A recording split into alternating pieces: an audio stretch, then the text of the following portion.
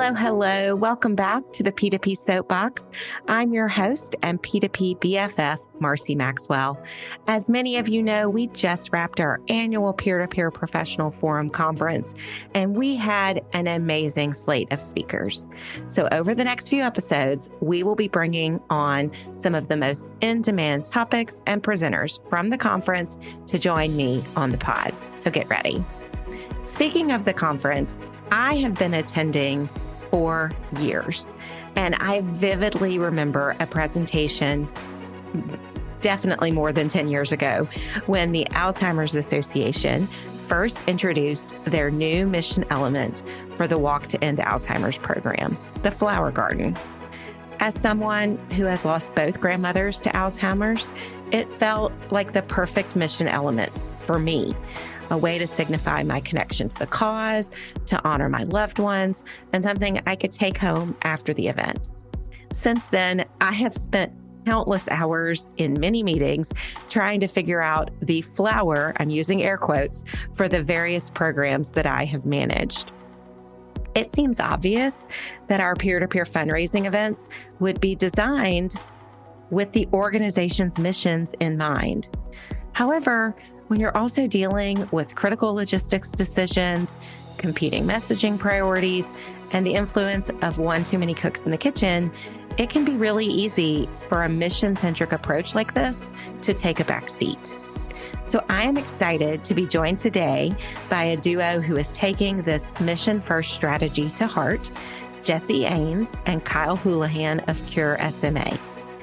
Cure SMA provides support for people impacted by spinal muscular atrophy, advocating for their needs and funding comprehensive research that is driving breakthroughs in treatment. Walk and Roll is Cure SMA's largest event dedicated to fundraising and awareness for the SMA community and is held annually in 40+ communities nationwide.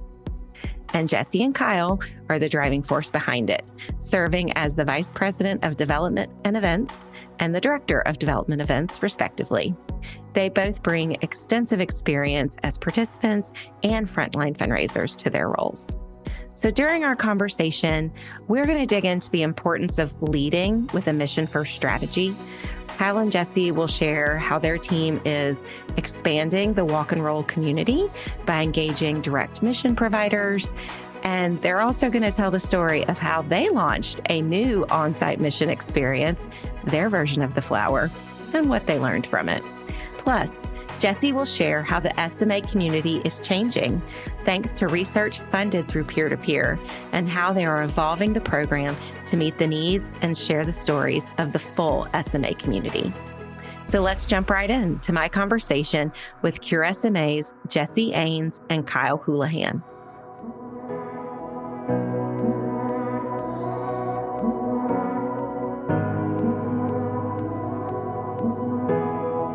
Jesse and Kyle, welcome to the podcast. So happy to have you. Hi, Marcy. Happy to be here. Yes, we're excited to be here. Thanks for having us today. Yeah, absolutely. Well, I know I kind of started off in our introduction telling people a little bit about the two of you, but I always like to start with just hearing it from you. So can you tell us a little bit about just your personal journey, your professional journey that led you to your current roles at Cure SMA? Jesse, why don't you start? Yeah, absolutely. Thank you. So my professional journey actually started with my personal journey, and my first foray into fundraising was actually Relay for Life. When I was a teenager, my grandmother was diagnosed with cancer, and we were from a small town in Iowa, and that was, kind of the thing to do. And at that time, we got involved with ACS, and that was when I first kind of really learned about fundraising and really the impact that it could have. And fast forward to college, I was in the School of Communication at Loyola University, and part of the conference to actually graduate, you had to do an internship. And so I applied for an internship at the National MS Society, Greater Illinois chapter. and I started there in their Walk MS team. And so I was there for about 3 years interning, and I was bouncing around between departments, really learning just the ins and outs of nonprofit world. And then fast forward to about 4 years ago, I was approached for a position at Cure SMA by a former colleague that I'd actually worked with at the MS Society about a new opportunity at Cure SMA. At the time, I hadn't even really heard of what SMA was because it's a rare disease and wasn't too familiar with it, but I knew that I was ready for the next step in my journey, and was so excited to be able to come on board here at Cure SMA. And then just recently, within the last year, I was promoted to Vice President of Development. And now I have the privilege of being able to work with a phenomenal team, leading strategy and execution on all things development and fundraising here at Cure SMA. So that's a little bit about my journey. Awesome. Kyle, what about you? So it's really similar to Jesse's start with all things nonprofit as well. So I first took part in a Relay for Life when I was 11. I was bad at sports and wanted something to do after school every day. And so I found my town's Relay for Life and kind of knew from there that that's how I wanted to spend my life. So I've ever since been really passionate about walks when I was in school, still participated in Relay for Life and knew that when I left, I wanted to do that for my living. And so I started as a part-time development assistant for the Crohn's and Colitis Foundation right after graduating, and then grew into an endurance manager there, working on their Team Challenge program, which then quickly turned into a walk manager for Take Steps. I was there for a few years before heading to the Leukemia Lymphoma Society. So I worked on Light the Night for a few years, including our virtual event year, which was a fun transition. And then a former colleague from LLS actually similarly talked to me about coming to Cure SMA. And I have been here for 3 years. I currently work very closely with a lot of our peer-to-peer initiatives, including Walk and Roll. I always love, we jokingly call it the very incestuous world of peer-to-peer. So many people that have worked together at different organizations through the years. So thank you both for sharing that. Jesse, you mentioned that you really weren't familiar with SMA when you first took the role. So for our listeners who also may not be familiar, can one of you share a little bit about both the disease as well as the Walk and Roll program and kind of even how it's evolved over the past 25 years?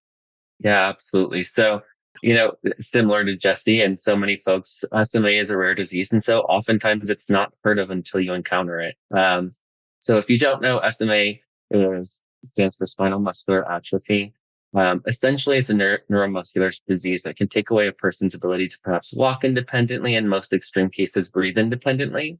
And so for anyone who's not familiar, this is actually Cure SMA's 40th anniversary. And so 40 years, families have been working on the front lines to make sure that life could look different for future folks who were diagnosed with SMA. And it really does look different now than what it used to look like. There was a time where a diagnosis was a bit of a tougher conversation, where families were told to go home, spend time with their child, and give them a lot of love. And fast forward to now, we have 3 really amazing treatments that are truly life-changing for folks and families who are impacted. And so what we've seen then is how that impacts the work that we do, and primarily through Walk and Roll specifically. So Walk and Roll was started 25 years ago, and it started kind of in grassroots style. So events would slowly pop up in communities across the country. With a lot of rare diseases, community members are often connected regardless of geographic location to each other. And so families in one area would be friends with families in another, and they'd spread the word about what they were doing, and other families would want to get these started. And so across our 25-year history, we had a lot of events start that way. A lot of the events were historically started for like an individual. So it would be like the Walk and Roll for Kyle. And then that it would evolve to grow more for the community.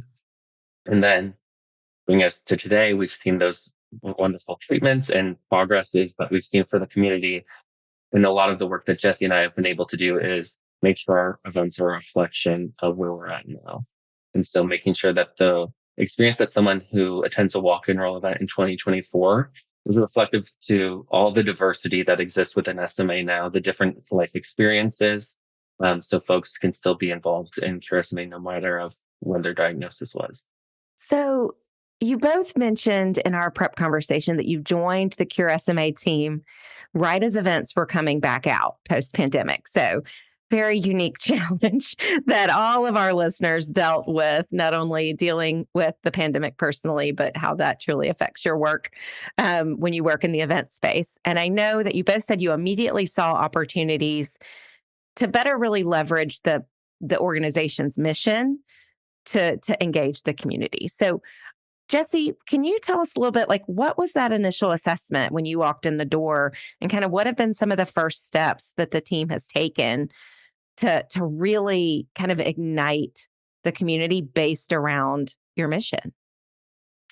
Yeah, so that's a really great question. And, yeah, obviously the pandemic was less than ideal in so many ways, but I think as an organization, we really took that time while we were kind of at a standstill to really assess where we were at as an organization with respect to all of our programs.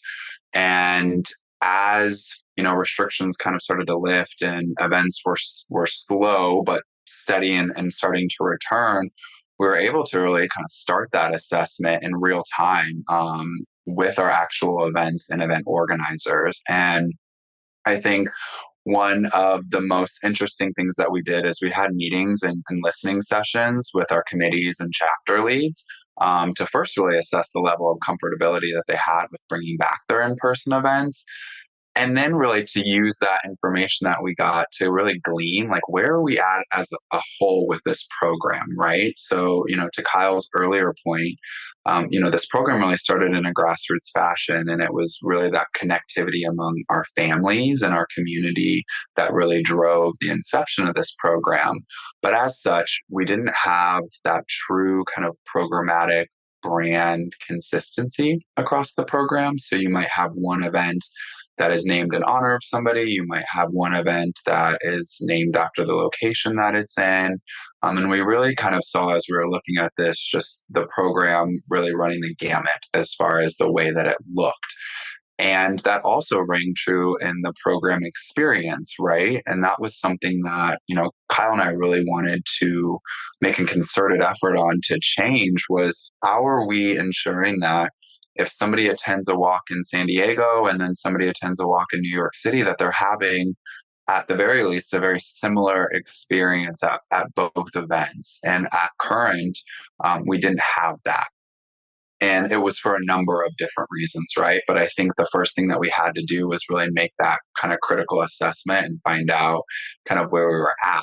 And that involved those listening sessions, those meetings, those in-person attendance at the events for events that we hadn't been able to see since we started, which was a challenge in and of itself, right? To navigate kind of rebranding a program when you've never actually been at an Right. event. So that was something that was interesting that we really had to work through.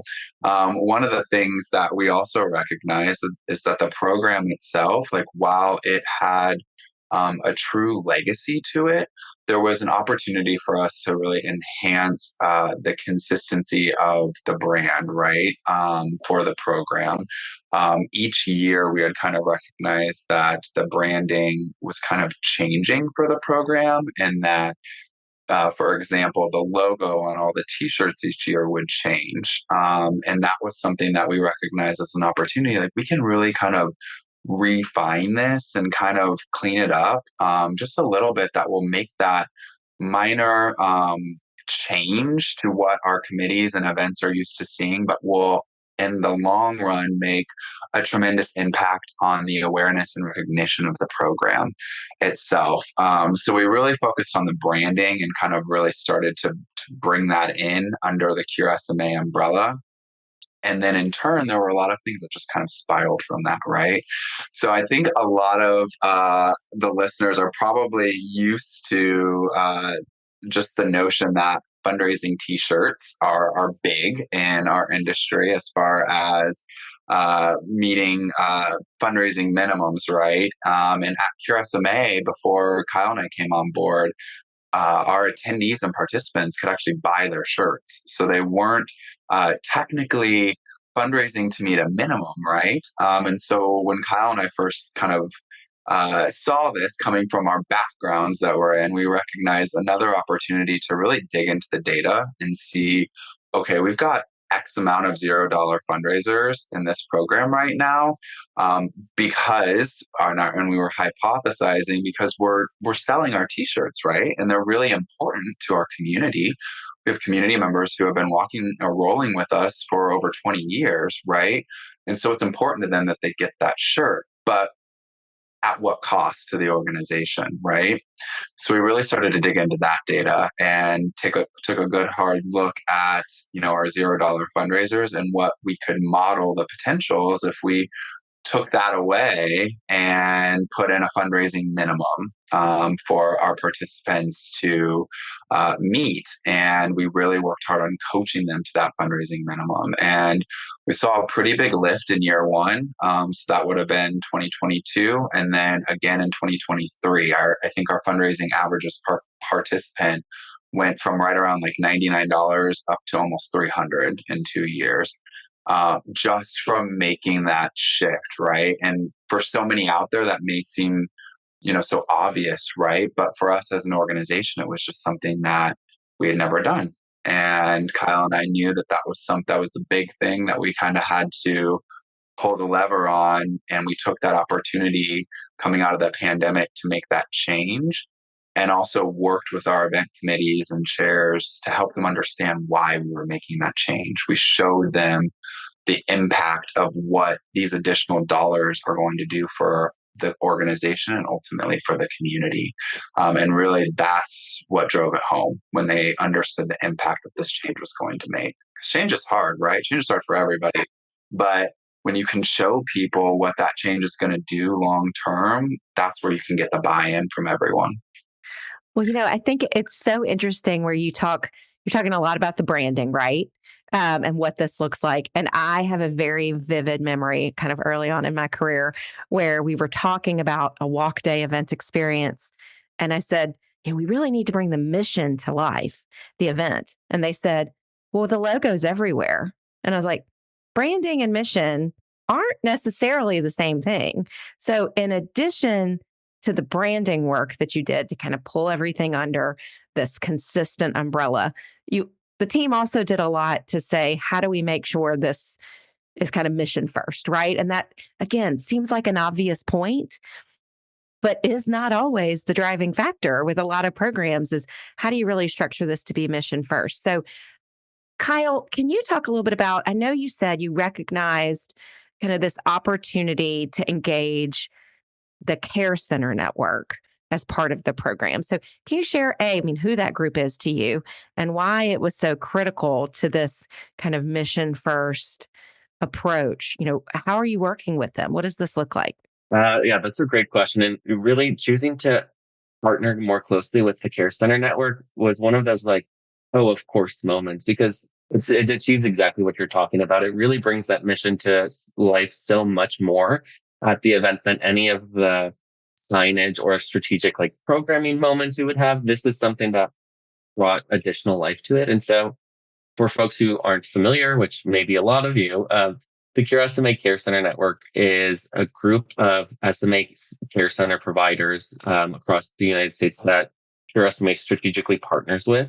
We have 29 sites across the country, and many of those sites are in markets where we also have walk-in rolls. And so that's where kind of that of course moment comes together, because of the community members that we're working with and who are attending our events. They want to see their doctors and their nurses at the events. And so we strategically partner with them by having a special kickoff call every spring with our care center sites to let them know of where we'll have walk-in rolls this year, which sites have them, and how we're looking for them to be involved. Ideally, that involvement is by one, creating a team, and two, attending the event. That's really what the big ask behind it. We just launched this initiative in 2023, and we saw a lot more than what we asked for. Not only were the centers recruiting their staff, but they were also spreading the word about walk and roll to the patients attending clinic with them. And so it really helped to expand the reach of the program in those communities strategically.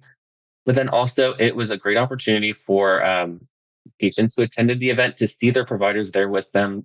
We heard so much, oh my gosh, that's my doctor at the walk and roll, which is exactly what we want to see. But also, as a leveraging point, that expressing that further, it was good for us to have that experience to then push harder for more folks and more care centers to be involved because their presence or lack of presence is also noticed. Yeah, I think for a while, it felt like sometimes it felt like there was a hard line, right? There was the we don't ever want to approach, our medical staff, our faculty, our care center about fundraising, right? It was a dirty word.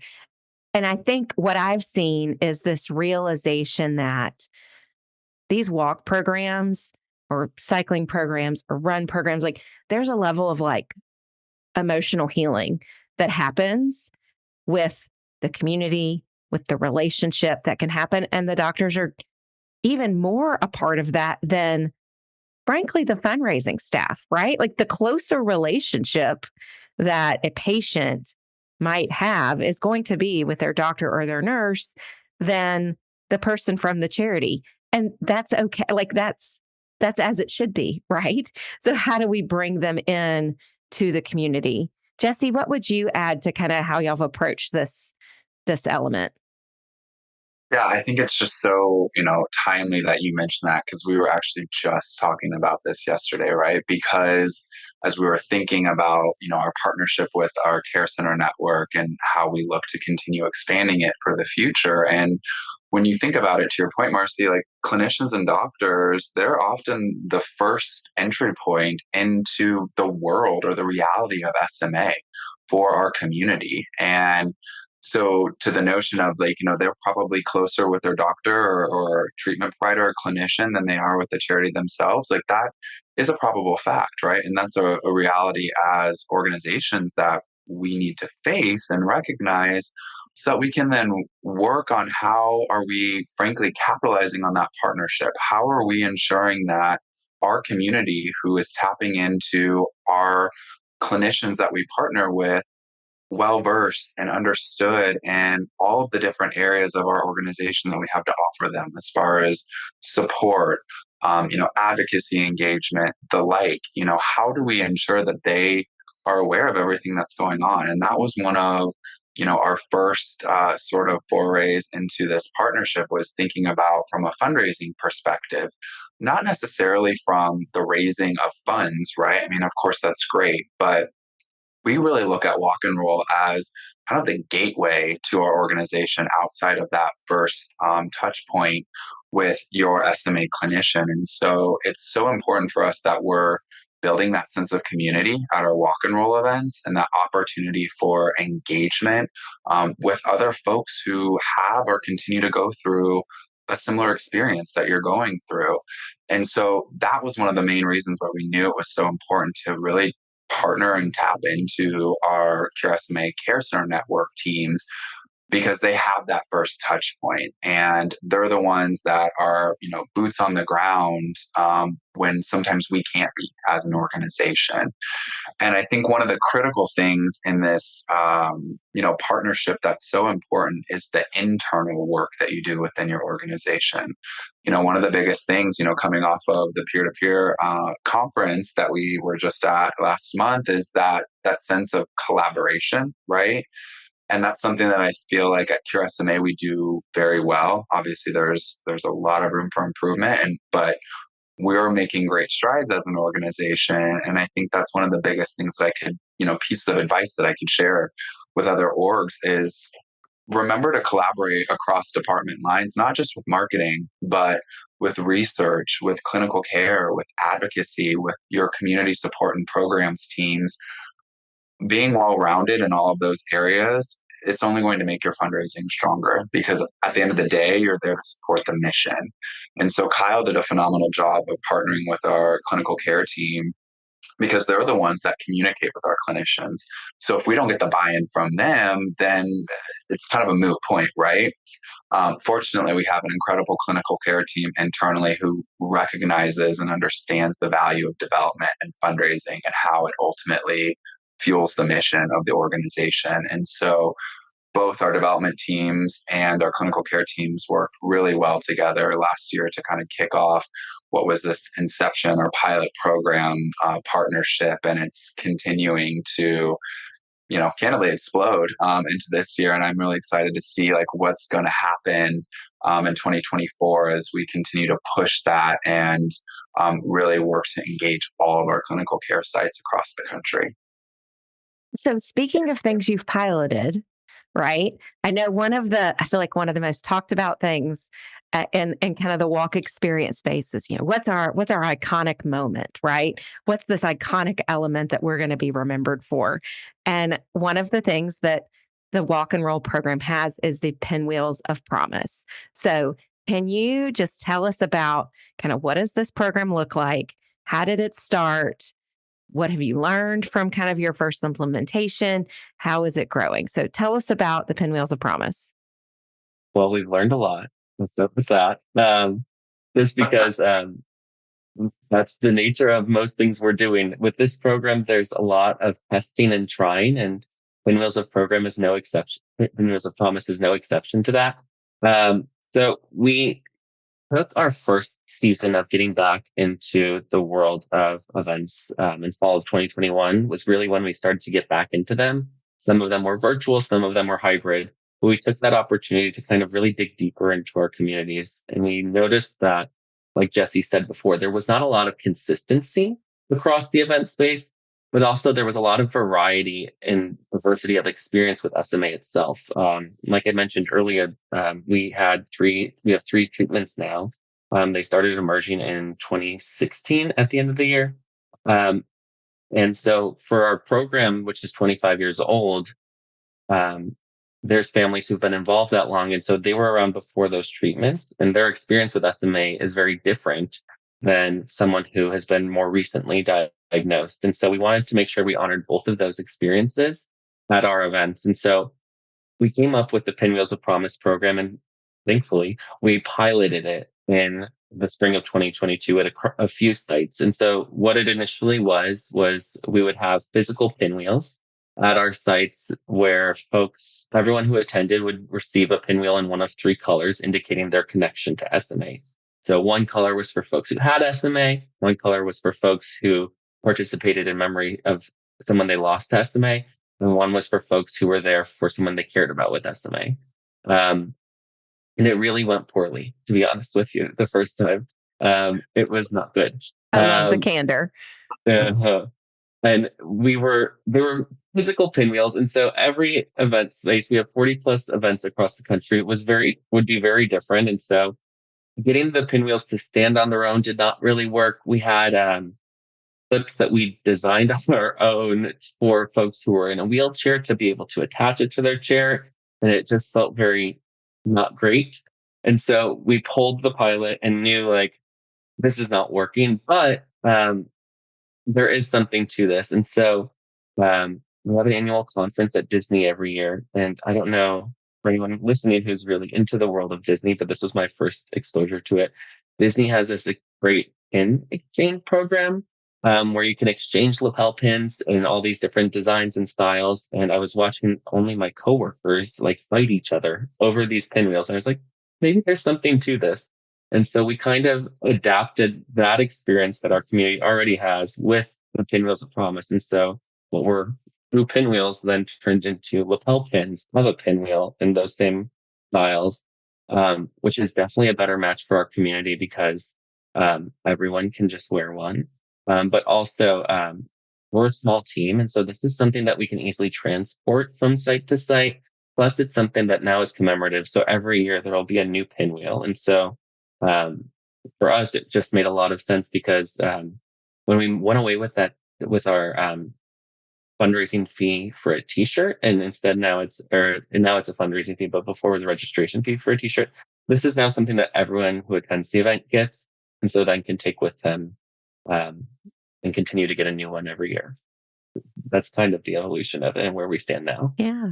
Well, I love that it extends, the life extends beyond the event, right? I mean, the amount of time I have spent in my career in peer-to-peer trying to figure out what is that thing, right? What is it? Is it a flower? Is it a flag? Is it a pinwheel? Is it a lantern? Whatever it is. I think the ones that are most successful are the ones that are, very visible, right? Can't be something that's hidden, and something that frankly can extend beyond the event itself. So I imagine there are people that stays on a suit jacket, or that stays near the refrigerator, or on, the bag that they carry to work every day, whatever it is. And it becomes that constant reminder of their connection to the event. And so I think I like the idea. Not that I think the regular pinwheels don't sound amazing.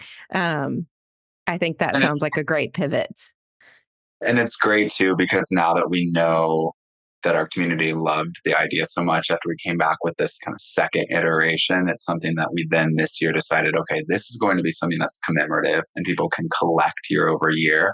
And if there's one thing that we have learned about our community that we love, is that they love like the commemorative pieces that we offer, or that they earn through their fundraising efforts. And so this just feels like another special way to be able to recognize everybody's experience at the walk, which is great. And there's one other thing too that I really wanted to mention as well, like, and you kind of touched on this, Marcy, is just, I think sometimes as organizations, we kind of get maybe a little set in our ways, or we get a little afraid to take risks. And I think it's important to remember that it's okay to take calculated, low risk ideas and put them into action, and not be afraid to fail. And this was, at the time, it seemed like a little bit of a crazy idea. And it was something that was different than what we'd ever done as an organization. And thankfully, we simply piloted it. But that was part of the conversation, right? It's like, okay, we're not going to roll this out to all 40 walks just yet. Let's see how these first couple do at the beginning of the season, and then we'll iterate on it.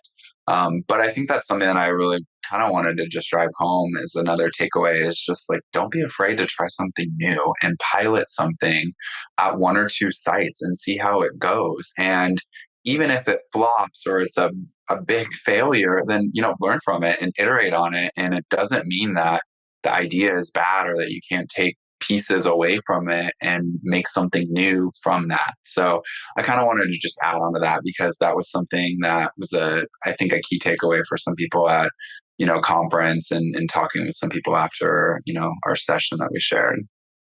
So speaking of the conference, so I was really inspired, Jesse, by a specific story or kind of anecdote that you shared, specifically that thanks to kind of the research and the services that are funded by Walk and Roll, that children diagnosed with SMA are living longer lives.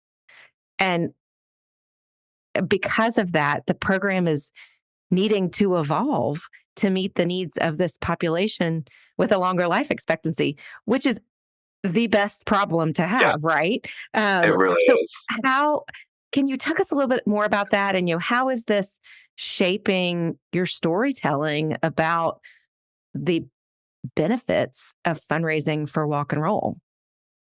Yeah, absolutely. And you're right. It definitely is like the best problem, or like it's the greatest opportunity that I think like a fundraiser could really ask for when working on a program or at an organization. And I think, something that was so like poignant to me was 2 years ago was our first conference back in person post pandemic. And we were at Disneyland, and one of the things that just resonated with me so much is the different variants and progression of SMA now with our community. And so you could, for instance, have a child or a teen who is maybe in a lay flat bed, and you could have another child who is a little bit younger, a couple of years younger, who is in a wheelchair.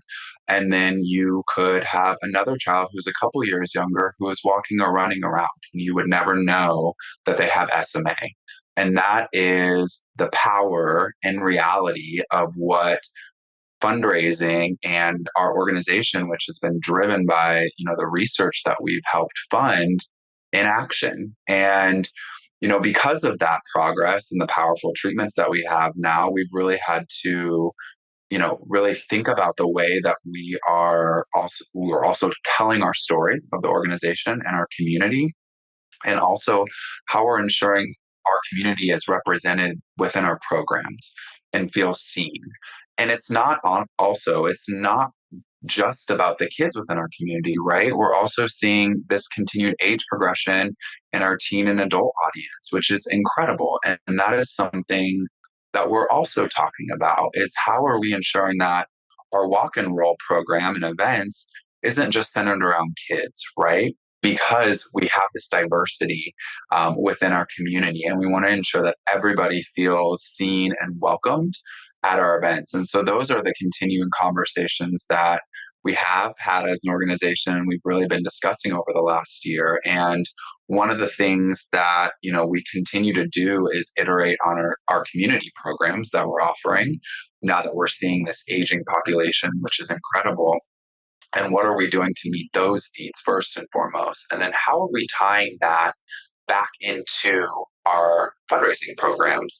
So for instance, one of the things that we recently did within last year is we launched a new adult support package, which focuses on the needs of our adult community. So for instance, it's a support package that we send out at the request of any adult within our community who kind of meets the specifications of the program. And in it, there's different tools that our community members have shared with us that have been impactful or helpful in their lives. So for instance, there's an Amazon Alexa in there. There might be some smart kind of plug-in devices or things like that that really help our adult community. And so we tie that into the program and really showcase, how we're starting to shift the dynamics of where we're focusing our efforts as an organization to meet the total inclusive needs of our community.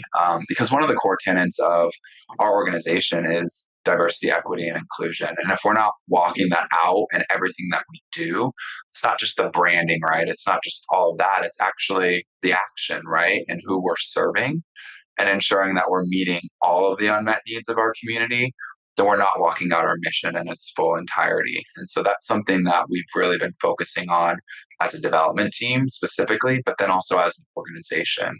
And so that has really shaped the way that we also tell our story as an organization and how we're evolving to meet the needs of our community, and also the fact that we're aging, which is incredible and is, like we said at the top of the question, is one of the best problems to have for an organization.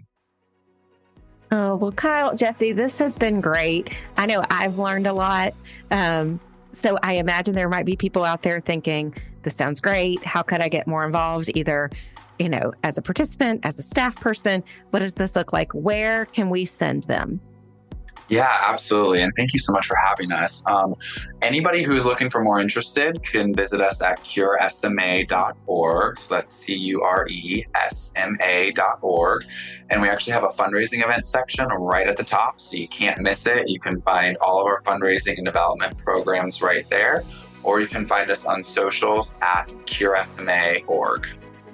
Awesome. Well, thank y'all both so much for coming on and sharing about all of your great work. Thanks, Marcy. Thank you so much, Marcy. We'd love to be here.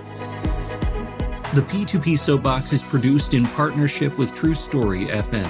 Engineering by Pete Wright. Music this week is by EFGR. If your podcast app allows ratings and reviews, we hope you'll consider doing just that for our show. But the best thing that you can do to support the P2P Soap Box is simply to share the show with a friend or colleague. Thank you for listening.